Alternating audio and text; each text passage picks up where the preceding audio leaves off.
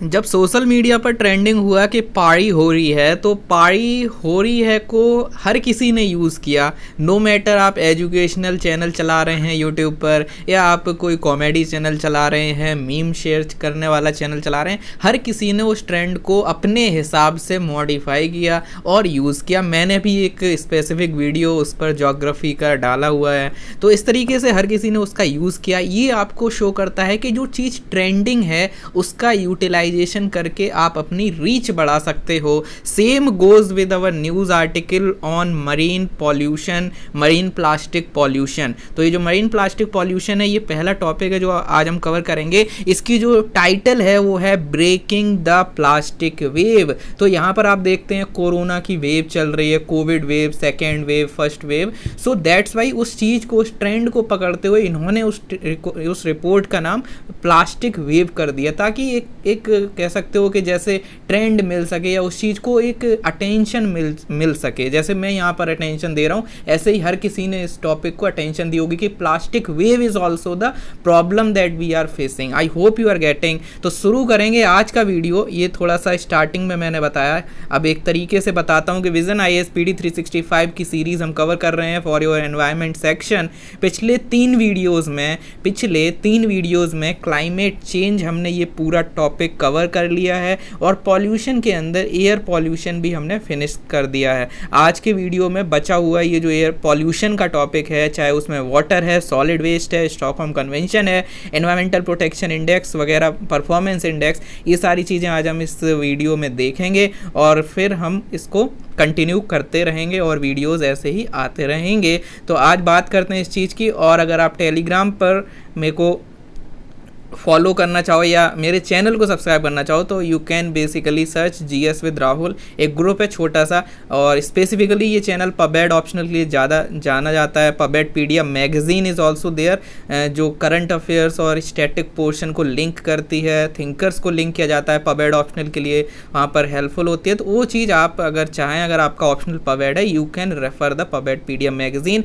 पबेडपीडिया official group है Telegram पर, more than 2000, around 2000 something like that is there, 2000 plus members are there, so you can join the group, and this is all about that Pabetpedia. Let's get started. Water pollution, conservation, marine plastic pollution news में था। क्यों news में था? एक report आई है भाई, breaking the plastic wave. जैसे corona wave आप सुनते हैं, वैसे प्लास्टिक वेव एक अटेंशन लेने के लिए ऐसा लिखा गया नाम उसका। A comprehensive assessment of the pathways towards stopping the ocean plastic pollution. यहाँ पे देखो प्लास्टिक पॉल्यूशन की बात हो रही है, लेकिन वो बात ओशियनिक प्लास्टिक पॉल्यूशन की हो रही है। ये रिपोर्ट जो है इसे the Pew Charitable Trust in partnership with Systemiq Limited लाया है। अब यहाँ पर देखो, ऐसे क्वेश्चन में UPSC is not going to ask you कि ये रिपोर्ट ये लाया है या कौन लाया है। ये जब छोटी ऑर्गेनाइजेशन अगर होती हैं तो इतना ज़्यादा उसमें UPSC घुस के नहीं पूछता है, उसका नाम नहीं पूछता है। In this specific thing UPSC गलत स्टेटमेंट बनाएगा कि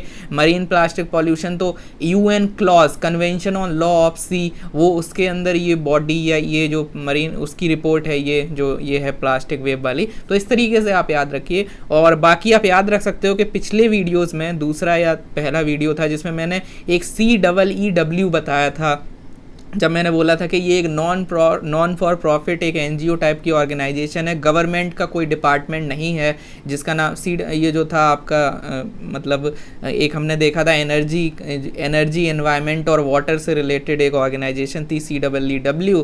तो वो मैंने बोला था कि इनफॉर्मल है, नॉन गवर्नमेंटल है, क्योंकि अगर गवर्नमेंटल होती तो ये मियाऊ शियाऊ ऐसा कुछ नहीं होता। शियाऊ मतलब एक तरीके से आप लिंक करके याद रख सकते हो कि इनफॉर्मल है, NGO है। वैसे ही आप यहाँ पे प्यू चैरिटेबल ट्रस्ट को याद रख सकते हो कि अलग से एक ट्रस्ट है प्यू च्यू, ऐसे आप कुछ याद रख सकते हो। Systemic limited, this is it. Highlight of the report की हाईलाइट सिंपल है। रिपोर्ट ने सिंपली पहला पॉइंट ये बोला है, यहाँ पर अगर मैं सारे पॉइंट्स पर एक एक कर नज़र डालूँ तो पहला पॉइंट जो है वो ये बोला है कि 29 मिलियन यहाँ पर मैट्रिक टन पर ईयर जो है वो प्रोड्यूस होगा बाई 2040, ट्रिपल हो जाएगा अभी से। ट्रिपल इज समथिंग जो आपको याद रखना है with respect to the marine plastic pollution. Marine के अंदर जो ओशियन लाइफ वगैरह वहाँ पे प्लास्टिक की बात हो रही है। और वेस्ट प्लास्टिक जो है 80% मरीन डेब्रिस, जो भी मरीन डेब्रिस है, क्योंकि प्लास्टिक के अलावा और भी चीज़ें होती हैं पॉल्यूशन के तौर पर, है ना, और भी चीज़ें पॉल्यूटेंट्स होती हैं, ठीक है। फर्टिलाइजर्स, लेट से फर्टिलाइजर्स वगैरह जो हैं वो भी नदियों के थ्रू जाते होंगे, तो वो भी एक पॉल्यूटेंट है।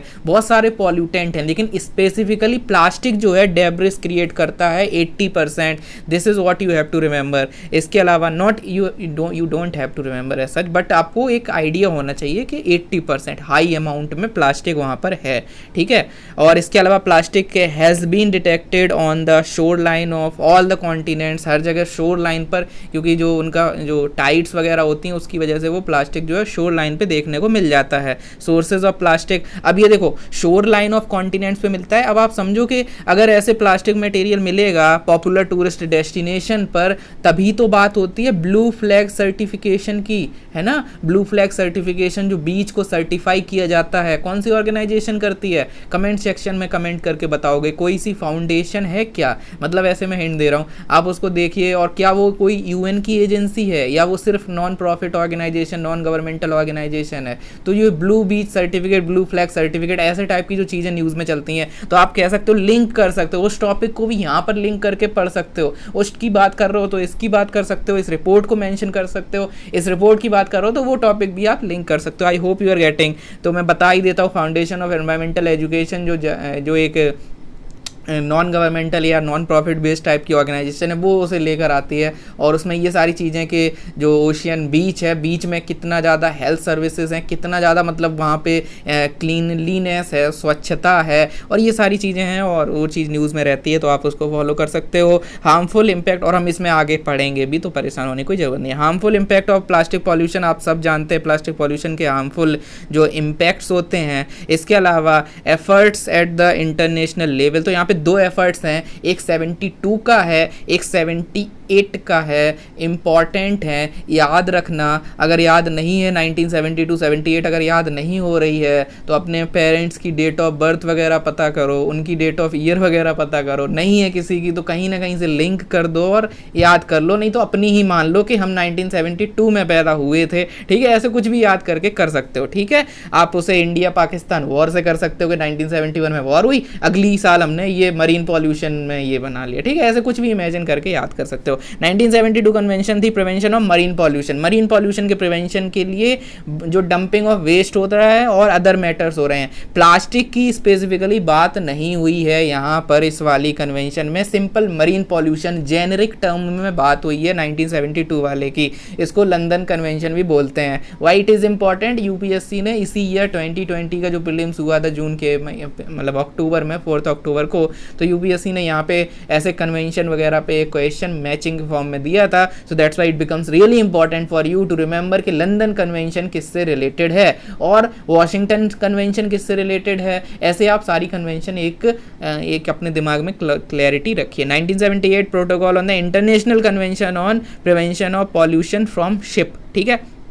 तो यहाँ पे शिप की बात हो रही है, यहाँ पे भी स्पेसिफिकली कोई प्लास्टिक से रिलेटेड नहीं, लेकिन मार्पॉल कन्वेंशन या जो 1978 का प्रोटोकॉल है वो बात करता है prevention of pollution from ship से, ठीक है। इसके अलावा एक कॉन्सेप्ट है बायोडिग्रेडेबल प्लास्टिक। बायोडिग्रेडेबल प्लास्टिक, जैसे आपको पता है बायोडिग्रेडेबल जो बायो यानी लिविंग, बायो मतलब क्या होता है, लिविंग टाइप की जो चीज़ें होती हैं, तो बायोडिग्रेडेबल जो डिग्रेड हो जाए, प्लास्टिक और plastic degraded by micro organisms जो हो जाता है, सिंपल है, इसमें कोई एक्सप्लेनेशन की जरूरत नहीं है। These are the promising alternative, क्योंकि ये जो चीज़ है तो यहाँ पे फ़ायदा होगा। बट द प्रॉब्लम इज़, ये पूरी कहानी के बाद लास्ट पॉइंट पढ़ो, एंड यहाँ पे प्रॉब्लम ये आती है कि जो कंडीशंस हैं वो थोड़ी सी यहाँ पे इतनी ज़्यादा नॉर्मल नहीं होती और समथिंग लाइक दैट। सो आप ऐसे पढ़ सकते हो कि यहाँ पे क्या है, ठीक है, सिंपल है। माइक्रो प्लास्टिक, सिंपल याद रखो, माइक्रो प्लास्टिक ऐसी प्लास्टिक होती है जिसका जो साइज है पार्टिकल जो है वो स्मॉलर देन 5 mm होता है, तो ठीक है। ये चीज़ ध्यान रखना कि माइक्रो प्लास्टिक में 5 mm है,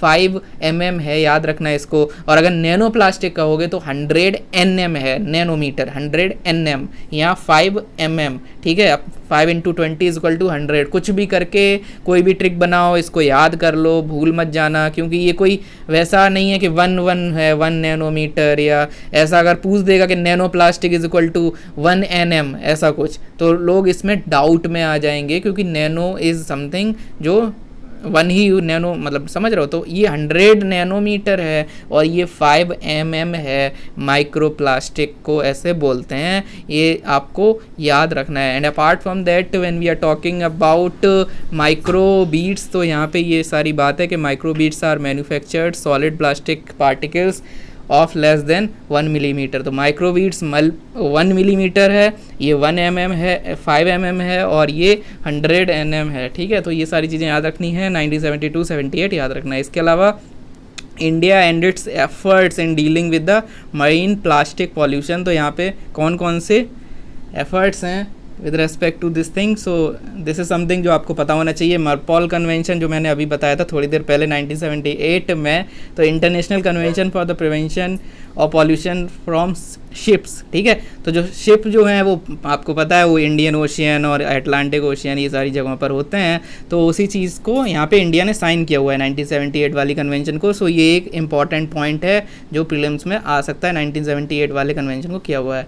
इन एडिशन इंडिया में बहुत सारे पॉल्यूशन वाले लॉज हैं, जैसे मर्चेंट शिपिंग रूल्स बने हुए हैं अंडर मर्चेंट शिपिंग एक्ट, ठीक है। तो ये आपका होमवर्क है, पता करो मर्चेंट शिपिंग एक्ट के बारे में क्या क्या प्रोविज़न है, इसके अंदर कौन सी स्टैट्यूटरी बॉडी है और इसके अंदर कौन कौन से प्रोग्रामेटिक इसके फीचर्स हैं, ठीक है। तो merchant shipping act is your homework for today guys, okay. And apart from that periodic service of Indian flag vessels is also there. जो भी इंडियन फ्लैग वेसल्स हैं उनका पीरियोडिक सर्वे भी होता है to ensure compliance with the rules, कि अगर rules follow नहीं कर रहे तो ये जो सर्वे होगा, बार बार जो सर्वे होता है तो पता चल जाएगा कि यहाँ पे कुछ घपलेबाजी हो रही है, ठीक है।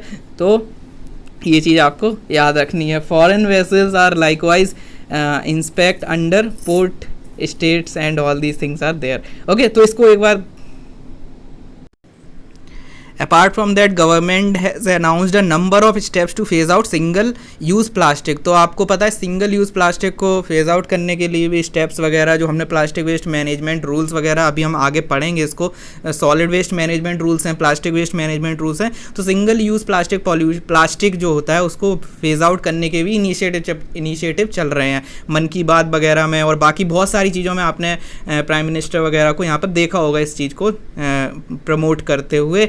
और बाकी सारी चीज़ें आप कुछ भी यहाँ पे लिंक कर सकते हो प्लास्टिक और इससे रिलेटेड चीज़ों में। BIS जो है has come out with an Indian standard according to which plastic microbeads of diameter 5 mm और less that are insoluble in water, इन सबको बैन किया हुआ है, ठीक है। According to which plastic microbeads, जो हमने अभी देखा था माइक्रोबीड्स क्या होते हैं, जिनका साइज छोटा होता है, तो उसको 5 mm वाले से 5 mm और लेस वाले जो हैं उनको यहाँ पे बैन किया हुआ है। जो इनसॉल्यूबल हैं वाटर के अंदर इनसॉल्यूबल हैं, जो मतलब समझ रहे हो, इनसॉल्यूबल होंगे तो सॉल्यूबल नहीं होंगे, समझ रहे हो, मतलब उसमें घुलेंगे नहीं तो फिर बीच में आ जाएंगे, मतलब बीच का मतलब जो गोवा का बीच है ना पहाड़ी वाला, तो वहाँ पे आ जाएंगे। क्योंकि अभी हमने देखा था कि कॉन्टिनेंट्स के जो शोर लाइन है वहाँ पे हमें बहुत सारा प्लास्टिक देखने को मिलता है, क्योंकि वो टाइड्स के साथ आ जाता है, ठीक है। फिर उससे ब्लू फ्लैग सर्टिफिकेशन है वो नहीं मिलेगा, और बाकी टूरिस्ट डेस्टिनेशन भी होते हैं तो उसमें दिक्कत होगी। तो बहुत सारी चीज़ें लिंक कर सकते हो और समझ सकते हो कि हाँ इसकी ज़रूरत है कि जो इनसॉल्यूबल हैं वो यहाँ पे बैन किए गए हैं, ये चीज़ ध्यान रखना, ठीक है। इसके अलावा solid plastic particles use to exfoliate और cleanse in personal care products are also ban. So just try to remember this thing कि ऐसे वाले भी यहाँ पे बैन किए गए हैं। इसके अलावा स्टेट इनिशिएटिव जैसे केरला का जो है शुचित्वा मिशन, ये मेंस के लिए इंपॉर्टेंट हो जाते हैं कि आपको कहीं प्री के लिए इतना नहीं है कि केरला में स्पेसिफिक वो यूपीएससी पूछेगा, क्योंकि UPSC Union Public Service Commission है, not Kerala Public Service Commission. But for mains you can always quote the examples and there you can obviously write about this Suchitwa mission, जिसके अंदर क्या है, फिशरमैन जो हैं इंगेज्ड हैं not just finding fish but also plastic, ठीक है। अगर देखो फिशरमैन क्या होते हैं, वो मछली ढूंढते हैं, तो अगर प्लास्टिक भी वो लोग साफ कर रहे हैं तो आपको यहाँ पे उनको एक तरीके से आइडेंटिफाई किया जाता है और इसमें जो इन्वॉल्व होते हैं उनको यहाँ पे एडवांटेज दिए जाते हैं, ठीक है। तो यहाँ पे ये सारी चीज़ें। इसके अलावा आपने देखा भी होगा जो बेम्बरनेड लेक वगैरह जो है, ठीक है, वो सब चीज़ें न्यूज़ में रहती हैं कि वहाँ पे सफाई हो रही वगैरह वगैरह। इसके अलावा ग्राउंड वाटर एक्सट्रैक्शन की जो न्यूज़ है वो हम देख लेते हैं। ग्राउंड वाटर एक्सट्रैक्शन जो है, मिनिस्ट्री ऑफ जल शक्ति, आपको पता है 2 मिनिस्ट्रीज़ को कंबाइन कर ये बनाई गई थी जब मोदी 2.0 वाली जो सरकार 2019 में आई थी, उसके बाद ये स्टेप लिया गया था, जो एक स्पेसिफिक एक ये जो अलग से साइलोज में वर्क होता है उसको सही करने के लिए किया गया था। मिनिस्ट्री ऑफ जल शक्ति जो है उसने नई गाइडलाइन दी है to regulate the extraction of ground water, ठीक है। Ground water uses in India जो है वो सबसे ज़्यादा ग्राउंड वाटर यूज़ करता है, ये आपको पता होना चाहिए। 253 data is not that important, 253 BCM per year है वैसे तो, billion cubic metre per year. इसके अलावा this is approximately 25% of the global water extraction. अब देखो, इसको ऐसे नहीं याद रखोगे, ऐसे करोगे तो भूल जाओगे। आप ऐसे समझो, इसको ऐसे लिंक करो, ऐसे एक फैक्ट अपने दिमाग में रखो कि इंडिया जो है वो 2.5% के आसपास, 2.5% के आसपास हमारा टोटल लैंड है पूरे वर्ल्ड का। पॉपुलेशन के मामले में, मतलब अगर पूरे दुनिया में अगर 100 मान लो 100 स्क्वायर फुट लैंड है तो उसकी 2.5 बस इंडिया की है, ठीक है, मतलब इतना कंपोनेंट है। लेकिन अगर पॉपुलेशन की बात करें तो अराउंड 18% हो जाता है। तो हम कह रहे हैं कि ये डिस्प्रोपोर्शनेट है, ठीक है। ऐसे ही पॉल्यूशन की, अगर ग्राउंड वाटर एक्सट्रैक्शन की बात करें तो अगर पूरे वर्ल्ड में अगर मान लो 100 लीटर पानी है तो 25 litre 25 litres we are extracting. अगर इतना ग्राउंड वाटर है तो 25% we are extracting. This is how you have to remember कि कितना डिस्प्रोपोर्शनेट हम उसको यूज़ कर रहे हैं। ज़मीन इतनी कम है, उतना ही करो ना। अगर 2.5% ज़मीन है तो पॉपुलेशन भी उसी हिसाब से होनी चाहिए और उसी हिसाब से यूज़ होना चाहिए। लेकिन हम बहुत ज़्यादा यूज़ कर रहे हैं। इस तरीके से इस बात की ग्रेविटी को समझो, फैक्ट अपने आप याद रहेगा। कैसे नहीं याद हो सकता है अगर आप किसी चीज़ को फील करोगे। मैं हमेशा रिपीट करता हूँ ये चीज़, ओके। इसके अलावा 90% of the annual ground water extraction जो है वो यूज़ होता है एग्रीकल्चर एक्टिविटीज़ में। Time and again we are repeating this fact. Economic survey ने भी बोला और पिछले वीडियोस में भी हमने बात की थी जब sustainable land and water management, वहाँ पे ये फैक्ट मैंने बताया था कि 90% जो है वो इसमें यूज़ होता है। Whereas the remaining 10% extraction जो है ड्रिंकिंग, डोमेस्टिक, उसमें सब में यूज़ हो जाता है। इसके अलावा out of total 6881 assessment unit 17% have been category over exploited वगैरह वगैरह। ओवर एक्सप्लॉइटेड जो है 17% हो रखे हैं, तो आप ऐसे याद रख सकते हो। इसके अलावा सबसे मेजॉरिटी एक्सप्लॉइटेशन कहाँ है? पंजाब, हरियाणा, दिल्ली। ये जो ग्रीन रिवॉल्यूशन वाली ग्रीन बेल्ट है जहाँ वीट राइस की कल्टीवेशन और ये सब होता है, वेस्टर्न यूपी, पंजाब, हरियाणा और बाकी अगल बगल की थोड़ी जगह हैं। तो ये this is what you have to remember. इसके अलावा की गाइडलाइंस, ये जो गाइडलाइन है इसमें क्या है? नो ऑब्जेक्शन सर्टिफिकेट, NOC जो होता है वो मैंडेटरी हो गया है for new and existing industries, group housing societies and private water supply tankers for withdrawal of ground water. तो नो ऑब्जेक्शन सर्टिफिकेट जो है वो मैंडेटरी कर दिया गया है, क्योंकि देखो आप समस्या समझिए, समाधान जो होंगे वही गाइडलाइन में आए होंगे। आप ऐसे इमेजिन कर सकते हो। अगर आपको बस इतना ही पता है कि हाँ ग्राउंड वाटर इतना बुरी तरीके से हम एक्सट्रैक्ट करते हैं, एग्रीकल्चर इतना बुरी तरीके से एक्सट्रैक्ट कर रहा है, तो कुछ ना कुछ पॉइंट इन्हीं चीज़ों पर तो बेस्ड होंगे कि एक्सट्रैक्शन ना हो। तो पहला क्या है कि नो ऑब्जेक्शन सर्टिफिकेट लेना मैंडेटरी कर दिया गया है। जैसे मतलब आप समझ सकते हो, इसमें कुछ समझाने का है नहीं। Project falling within the 500 metre from the demarcated wetland area shall be mandatorily submit a detail proposal indicating that ground water extraction does not affect the protected wetland area. Time and again हम रोज नई नई sites देखते हैं कि wetland conservation, Ramsar site ये add हो गई। यूपी में एक ही साइट थी इसके पहले और अचानक से 2020 की शुरुआत में ही, जनवरी के महीने में या समथिंग लाइक दैट, उस टाइम पर ही एकदम से यूपी की 5-6 साइट एक साथ ऐड कर दी। तो आप देख सकते हो कितना ज़्यादा मतलब चीज़ों को वेटलैंड और ये सब बनाया जा रहा है। और आपने जो स्टेट ऑफ फॉरेस्ट रिपोर्ट भी आई थी उसमें भी वेटलैंड के मामले में कौन सी स्टेट सबसे हाईएस्ट पोजीशन में है, सबसे ज़्यादा वेटलैंड कहाँ है, ये आप कमेंट सेक्शन में बताओगे। Indian state of forest report 2019 का डाटा आपको देखना पड़ेगा। तो आप देख रहे हो कि वेटलैंड आर इंपॉर्टेंट, ठीक है, वेटलैंड्स आर इंपॉर्टेंट। तो उन वेटलैंड्स के 500 मीटर की यहाँ पर रेंज में भी बात हुई है। तो आप रेंज की बात कर रहे हो तो आप एक बार ये भी देखो कि कोस्टल रेगुलेशन जोन में क्या रेंजेस हैं। So this is how you have to link the things, ताकि आप एक ब्रॉडर लेवल पर चीज़ों को समझो। इसके अलावा वापस आ जाते हैं अपने टॉपिक पर, फॉलिंग विद इन 500 मैंने बता दिया। Installation of digital water flow meter is mandatory for all user seeking NOC. देखो एनओसी पहले उन्होंने कहा कि आपको ये एनओसी चाहिए, ठीक है। अब एनओसी के लिए उन्होंने और रूल बना दिए कि भाई आपको डिजिटल वाटर फ्लो मीटर जैसे आपका इलेक्ट्रिक मीटर होता है, ऐसी वाटर फ्लो का एक मीटर होगा। मतलब समझ रहे हो, जैसे जितना वाटर वहाँ पे, मान लो एक टैप है तो टैप में पहले वहाँ पे मेजर होता रहेगा, इतना वाटर आप यूज़ कर रहे हो, उस हिसाब से बाद में चार्जेस लगेंगे और वो होना मैंडेटरी कर दिया गया है। तो यहाँ पे मैंडेटरी पे मैंडेटरी ऐसे आप याद रख सकते हो, ठीक है। तो दो चीज़ें तो मैंडेटरी वाली हो गई। और फिर ऑब्वियसली अगर कोई रूल बना रहे हो तो कोई इंस्टीट्यूशनल मैकेनिज्म या तो बनाना पड़ेगा या फिर एग्जिस्टिंग मैकेनिज्म में चीज़ों को काम देना, लोगों को काम देना पड़ेगा, समझ रहे हो। तो इलेक्शन कराने हैं तो या तो आप नई रिक्रूटमेंट कीजिए कि भाई इलेक्शन कमीशन ऑफ इंडिया को ज़रूरत है इतने सारे एम्प्लॉयज़ की, इलेक्शन कराने हैं, या फिर जो एग्जिस्टिंग टीचर्स हैं, एग्जिस्टिंग लोग हैं, उन्हीं को फिर लगा दीजिए ड्यूटी पे। तो दूसरा वाला मैकेनिज्म फॉलो होता है। सेम यहाँ हो रहा है कि डिस्ट्रिक्ट अथॉरिटी जो है उनको ऑथराइज किया जा रहा है for the enforcement like ceiling of abstraction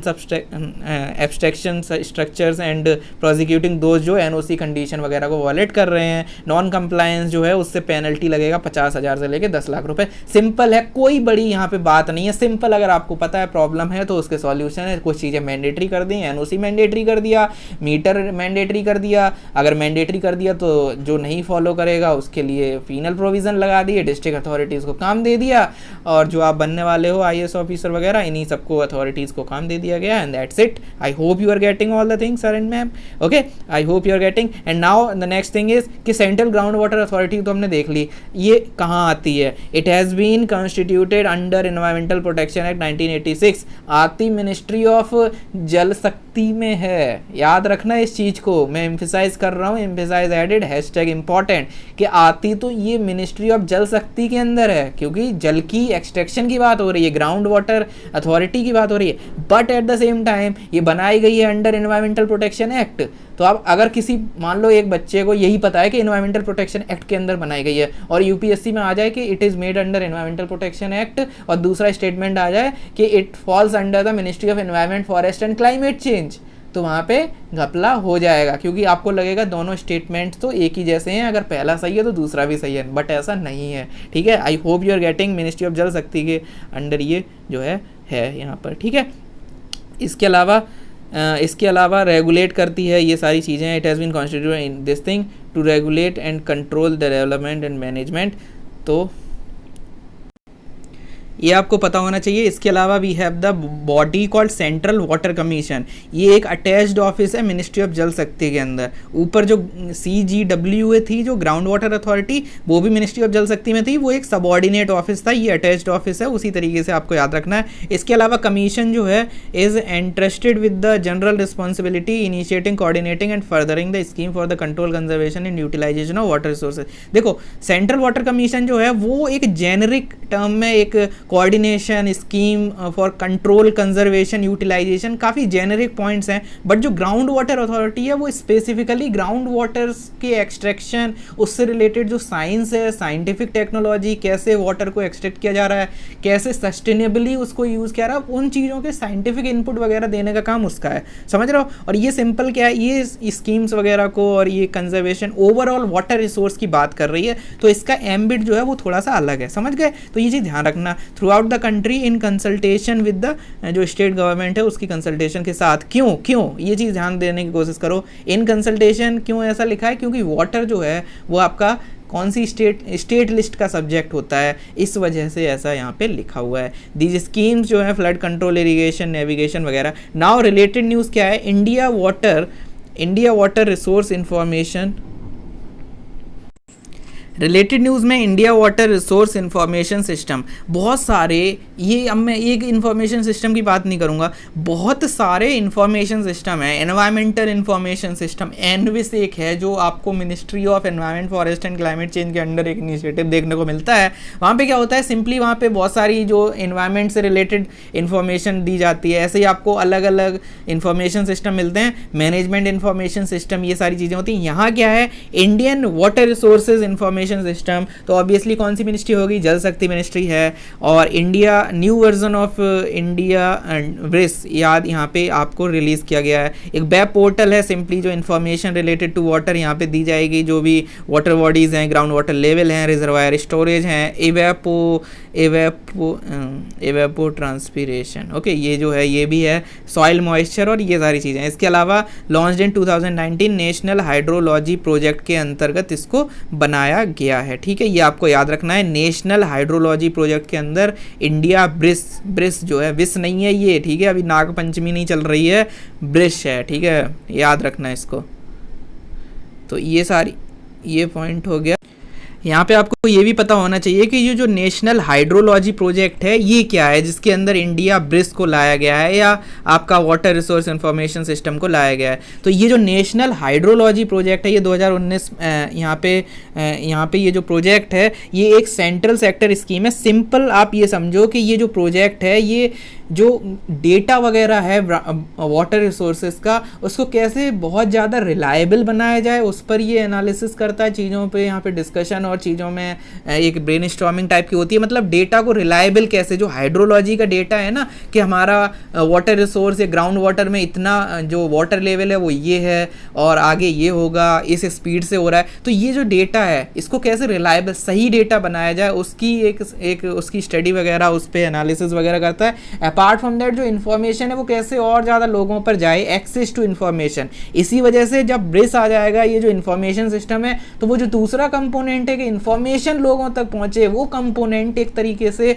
कह सकते हो उसको रियलिटी में कन्वर्ट किया जा सकता है। क्योंकि अभी इन्होंने ये सोचा था कि लोगों को इन्फॉर्मेशन देनी है, तो वो इन्फॉर्मेशन देने के लिए इंडिया ब्रिस बना दिया गया है, इन्फॉर्मेशन सिस्टम बना दिया गया है। पहला वाला क्या है कि डेटा जो है वो बहुत ज़्यादा रिलायबल बनाया जाए, उसलिए ये लोग क्या करते हैं भाई, दूसरे के लिए तो ये बना दिया इन्फॉर्मेशन सिस्टम के लोग जाएं वेब पोर्टल खोलें और देख लें डाटा, लेकिन जो पहला कंपोनेंट है उसके लिए ये लोग क्या करते हैं, ये लोग क्या करते हैं, सीरीज ऑफ एनुअल कॉन्फ्रेंसेस करते हैं with the theme sustainable water management, जो है अलग अलग यहाँ पे ये करते हैं अंडर NHP। पहली जो ऐसी समिट है वो हुई थी चंडीगढ़ में 2018 में, होती रहती है, बस ये याद रखो कि यहाँ पे एनुअल वाटर कॉन्फ्रेंस भी ये लोग करते हैं हाइड्रोलॉजी प्रोजेक्ट के अंदर। ठीक है, तो ये चीज़ है और ये एक सेंट्रल सेक्टर स्कीम है, मिनिस्ट्री ऑफ जल शक्ति इज़ देयर, जो इसको पूरा यहाँ पर देखती है, इम्प्लीमेंट करती है और अलग अलग स्टेट्स का पार्टिसिपेशन होता है और कॉन्फ्रेंस वगैरह होती हैं। So this is what you have to remember. I hope you are getting this extra input वगैरह जो भी मैं दे रहा हूँ, I hope you are getting this thing.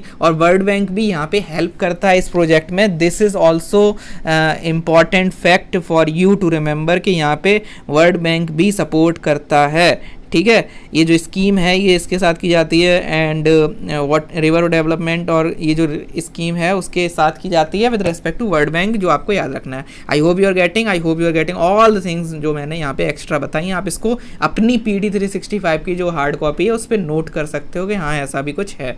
ठीक है, इसके अलावा जीरो लिक्विड डिस्चार्ज जो है ये कॉन्सेप्ट न्यूज़ में था। ये सेंटर जो है वो एग्जामाइन कर रहा था कि इस पर भी कुछ एनालिसिस किया जाए। देखो सेंटर एनालाइज करता है, अगर चीज़ें सही लगती हैं तो मैंडेटरी कर देता है, जैसे हमने थोड़ी ऊपर देखा था कि यहाँ पे NOC में मैंडेटरी कर दिया गया था और जो है वो आपका वाटर वगैरह को डिजिटल फ्लो मीटर वगैरह की बात की गई थी। ऐसे यहाँ पे है, अभी सेंटर एग्जामाइन कर रहा है किसको, जीरो लिक्विड डिस्चार्ज को, इस पॉलिसी को और एक इन्वायरमेंटल प्रोटेक्शन और डेवलपमेंट के बीच में एक रिलेशन बनाने की बात हो रही है। अब यहाँ पे एक चीज़ सोच सकते हो कि मान लो यही क्वेश्चन आ जाए कि इन्वायरमेंटल प्रोटेक्शन और इंडस्ट्रियल डेवलपमेंट में कैसे एक रिलेशन है, तो आप कह सकते हो कि हाँ रिलेशन है, गवर्नमेंट इस पे काम कर रही है, जीरो लिक्विड डिस्चार्ज पे यहाँ पे एनालिसिस हो रहा है, हम बहुत सारी ऐसी चीज़ें कर रहे हैं जो इस चीज़ को समझने की आपको ज़रूरत है। For example we have zero liquid discharge, तो ये हो गया। इसके अलावा हमारे बहुत सारे एक रिसेंटली नीति आयोग ने एक इनिशिएटिव किया था जहाँ पे वो economic impact of supreme court के डिसीजन को एनालाइज करेंगे, एक स्पेसिफिक बॉडी को वो काम दिया गया। तो ये भी एक वही है कि जो जुडिशरी अपनी मजे में जजमेंट दे देती है, लेकिन बाद में क्या होता है उसका इकोनॉमिक इम्पैक्ट भी होता है उस जजमेंट का, तो वो सारी चीज़ें भी हमने पढ़ी हैं, तो उसको लिंक कर सकते हो इस चीज़ से। और ऐसा कोई मेंस में आंसर राइटिंग अगर करनी है तो you can obviously do this thing. इसके अलावा कोस्टल रेगुलेशन जोन को कैसे मॉडिफाई किया जा रहा है, एनवायरमेंटल इम्पैक्ट असेसमेंट, सारी चीज़ें इसी एनालिसिस पर बेस्ड हैं कि एनवायरमेंटल प्रोटेक्शन और इंडस्ट्रियल डेवलपमेंट के बीच में देयर इज़ अ रिलेशन। इसके अलावा जीरो लिक्विड डिस्चार्ज जो है एक वाटर ट्रीटमेंट प्रोसेस है, यहाँ पे रीसर्कुलेशन होता है। अगर आपने पुराना वीडियो देखा होगा दूसरा वाला, दूसरा और तीसरा I don't remember exactly, but उस वीडियो में हमने एक बात की थी कि पहले क्या था, once through thermal power plant वाला जो न्यूज़ थी वहाँ पे एक बात हुई थी कि पहले वंस थ्रू जो है एक बार उसको वहाँ पे ट्रैवल किया जाता था, OTBCC वॉज देयर, ठीक है, OTBCC वॉज देयर, जहाँ पे एक बार उसको ट्रैवल कराया जाता था। लेकिन अभी जो न्यूज़ है वो talking about recirculation, zero liquid discharge वही चीज़ है, लेकिन यहाँ पे ऐश की बात नहीं हो रही है, यहाँ पे बात जो है वो हो रही है दूसरी चीज़ की, जो है लिक्विड, जो भी लिक्विड वगैरह इंडस्ट्रीज़ में यूज़ होता है उसकी बात हो रही है। ये देखो हम वो वाली चीज़ को मैं यहाँ पे रेफ़र कर रहा हूँ कि यहाँ पे once through based condenser cooling होती थी, उसको उस चीज़ को रीसर्कुलेशन टाइम में कन्वर्ट किया जा रहा है। ये भी एक नॉर्म है थर्मल पावर प्लांट का, ठीक है। और यहाँ जब जीरो लिक्विड डिस्चार्ज की कर रहे हैं बात, तो ये थोड़ा उसको एक्सटेंड करेगा। अभी तो सिंपल एक कोई प्रोसेस होगी, उसको और ज़्यादा हायर लेवल पर उस चीज़ को ले जाके सारी इंडस्ट्री में कैसे हम ला सकते हैं उस चीज़ की यहाँ बात होगी। अभी सेंट्रल गवर्नमेंट इसको एग्जामाइन करेगी। I hope you are getting कि ये क्या है, ठीक है। यहाँ पे क्या होगा, सिंपल एक बार वाटर खत्म हो गया, जैसे आप इस पूरी प्रोसेस को देखो, not important for your exam, mains के लिए आप इसे यूज़ कर सकते हो अगर आप मेंस जब भी लिखते हो। उसके पहले बस आप इसको ये देख सकते हो कि जो भी ट्रीटमेंट है, RO वगैरह है, ब्राइन जो होता है वो सॉल्ट के साथ मिक्सचर वगैरह होता है, तो जो भी प्रोसेस है एंड में क्या होगा, उसको डिस्पोज करने की बजाय उसे हम रीयूज़ कर लेंगे। बस सिंपल है कि दोबारा यूज़ कर लेंगे। इसका सिंपल एग्जांपल है कि जो पानी वेस्ट हो जाता है उसको हम जो गार्डन वगैरह है वहाँ डालते हैं, जो कपड़े धुलते हो तो पानी बच जाता है, उसको गार्डन में डाल दो, है ना, तो उसको रीयूज़ कर लोगे। अगर साफ़ पानी गार्डन में डालोगे और फिर वो क्या होगा आप जानते हो, पानी वेस्ट होगा। तो ऐसे ही इंडस्ट्री में वो चीज़ आप रिलेट कर सकते हो, ठीक है। So this is there and apart from that there are many components of this ZLD system जो भी है, ठीक है। तो यहाँ पे क्या क्या है, प्री ट्रीटमेंट, रिवर्स ऑस्मोसिस और इवेपोरेटर एंड क्रिस्टलाइजर, ठीक है। तो ये सारी प्रोसेस से हम जीरो लिक्विड डिस्प्लेसमेंट सिस्टम को यूज़ कर सकते हैं। अब दोबारा तो यूज़ करना है, तो ऐसा थोड़ी ना कि वहाँ पे बर्तन धुले जा रहे हैं और कपड़े धुले जा रहे हैं कि डायरेक्ट कहीं से भी पानी यूज़ कर लो। तो कुछ हमारे पास ऐसा होना चाहिए। तो वो जो है इंडस्ट्रीज़ के लेवल पर क्या चीज़ें यूज़ करेंगे यहाँ पे हम लोग, तो फिजियोकेमिकल बायोलॉजिकल जो प्री ट्रीटमेंट है कि वेस्ट वाटर को फिल्टर किया जाएगा, जो मेम्ब्रेन है, मेम्ब्रेन का यूज़ करके, जहाँ पे टेक्नोलॉजी अल्ट्रा फिल्ट्रेशन वगैरह की चीज़ें यूज़ की जाएंगी। और इसके अलावा सेपरेटेड वाटर इज़ रीयूज्ड, फिर उसको रीयूज़ कर लिया जाएगा।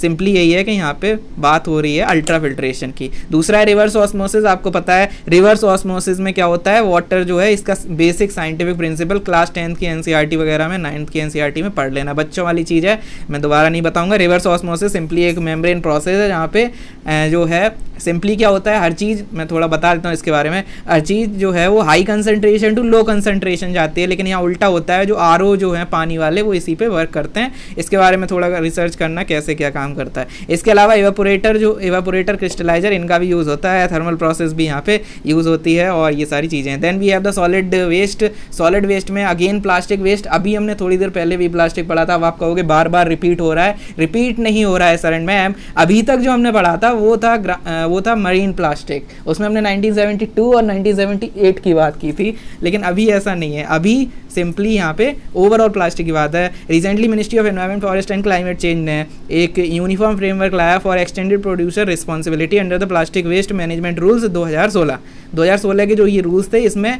एक्सटेंडेड प्रोड्यूसर रिस्पॉन्सिबिलिटी EPR पहले भी था, लेकिन अब उसको यूनिफॉर्म फ्रेमवर्क दे दिया गया है कि अपने अपने मन की नहीं करनी है। एक यूनिफॉर्म फ्रेमवर्क दे दिया गया ताकि सबको ही एक जैसा करे। जैसे लॉकडाउन जो था तो वहाँ पे पहले स्टेट लॉकडाउन लगा रही थी छोटा छोटा सा, फिर सेंट्रल गवर्नमेंट ने यूनिफॉर्मिटी लाने के लिए मोदी जी आए और उन्होंने 1 साल लगा दिया, ठीक है। तो यूनिफॉर्मिटी आ गई। ऐसे ही एक्सटेंडेड प्रोड्यूसर रिस्पॉन्सिबिलिटी अब यूनिफॉर्म हो जाएगी because of these rules, okay. Apart from that यहाँ पे ये होता क्या है, EPR एक्सटेंडेड प्रोड्यूसर रिस्पॉन्सिबिलिटी, ये जो है एक स्ट्रेटजी है जो यूज़ की जाती है टू बेसिकली, ऐसे समझो, छोड़ो मोह माया।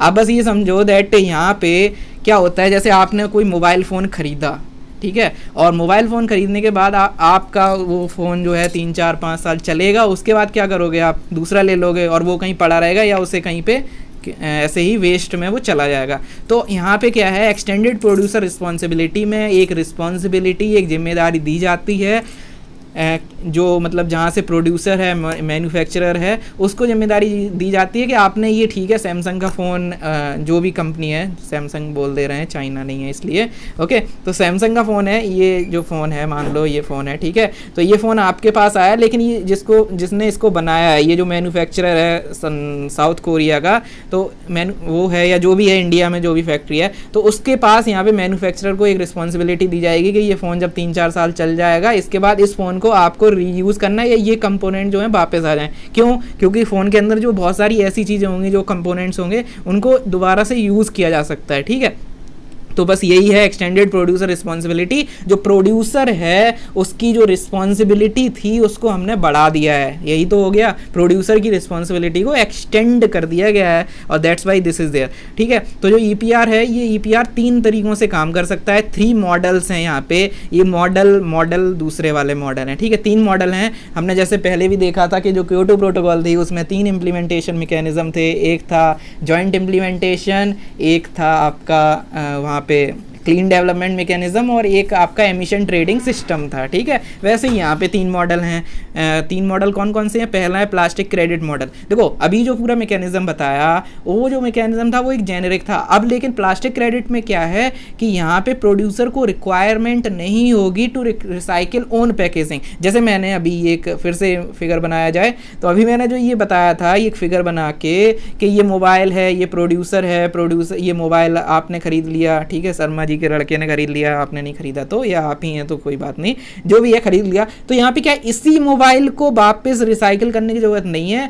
ये क्या होगा कि हाँ चलो एक मोबाइल हमें रिसाइकिल करना है, ये इनकी रिस्पॉन्सिबिलिटी है, अब वो ये वाला हो या किसी और का हो, ठीक है, आपके दोस्त का हो, बस उन्हें एक करना है। दिस इज व्हाट कि प्लास्टिक क्रेडिट मतलब खुद जो आपने प्रोड्यूस किया है उस प्रोड्यूस की नहीं, किसी और का भी कर दोगे तो काम चल जाएगा, ठीक है, किसी और का भी कर दोगे तो काम चल जाएगा, बस काम होना चाहिए, उतना वेस्ट आपको रिसाइकिल करना है। सो रिस्पॉन्सिबिलिटी भी है, एक्सटेंडेड भी है, प्रोड्यूसर की भी है तो वही चीज़, लेकिन बस रिस्पॉन्सिबिलिटी उसी प्रोडक्ट की नहीं है, दूसरे वाले की है, बस है तो एक्सटेंडेड प्रोड्यूसर रिस्पॉन्सिबिलिटी ही, ठीक है। So this is what you have to remember कि इसमें प्रोड्यूसर को है खुद का मटेरियल रिसाइकिल नहीं करना होता है, बट इंश्योर करना होता है कि उतना ही अमाउंट ऑफ पैकेजिंग वेस्ट जो है वो रिकवर और रिसाइकिल किया जाए, उसका ऑब्लिगेशन बनता जाता है। जो उनका डेटा होता है उसी डेटा को वो कहते हैं कि हमने मान लो 1000 फ़ोन बेच दिए, अब हमने 1000 फ़ोन इतने लेके जो भी ये जो मतलब जहाँ कहीं से भी हमने अरेंज किए और उनको रिसाइकिल रिकवर कर दिया, ठीक है,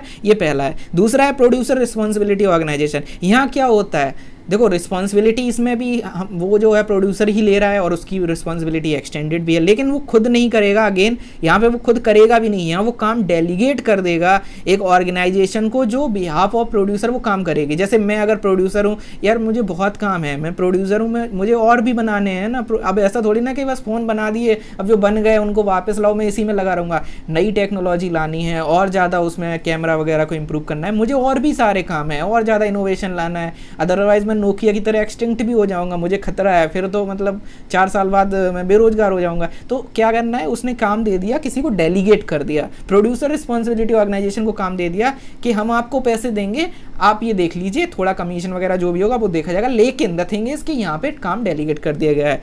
municipal bodies can also register, अब यहाँ पे और ईजी कर दिया कि म्यूनिसिपल बॉडी ही रजिस्टर हो सकती हैं। अब समझ रहे हो, मान लो अब आप ये मान लो कि ये साउथ कोरिया या जो प्रोड्यूसर है वो मतलब बात कर रहा है आपके डिस्ट्रिक्ट की म्यूनिसिपैलिटी से, मतलब ऐसा एक सिस्टम बन रहा है, वो उसको पैसे दे रहा है आपकी म्यूनिसिपैलिटी को कि हमारा देखो, मतलब मान लो मैं साउथ कोरिया का बॉस हूँ सैमसंग का, तो मैंने म्यूनिसिपैलिटी के उससे बात की और मैं कह रहा हूँ कि मुझे ये काम करना है, अब मेरे पास टाइम नहीं है, डेलीगेट कर रहा हूँ, आप ये देख लीजिए, मैं आपको पैसे दे रहा हूँ। समझ रहे हो कैसा गेम बनाया हुआ है, मतलब म्यूनिसिपैलिटी अलग से तो फंड लेती ही है, बाकी चलता ही रहता है, वो अलग से एक पंचायती राज इंस्टीट्यूशन और म्यूनिसिपैलिटी का 73rd 74 जो भी अमेंडमेंट वगैरह जो भी 1992 की चीज़ें हैं, but at the same time ये एक घुमा के एक नया तरीका, जो नए तरीके से आप समझ रहे हो चीज़ें हो रही हैं। इसके अलावा there will be national pro PRO means producer responsibility organization committee जो होगी वो गवर्न करेगी इन सारी चीज़ों को। इसके अलावा लास्ट है फी वेस्ड मैकेनिज्म। Under this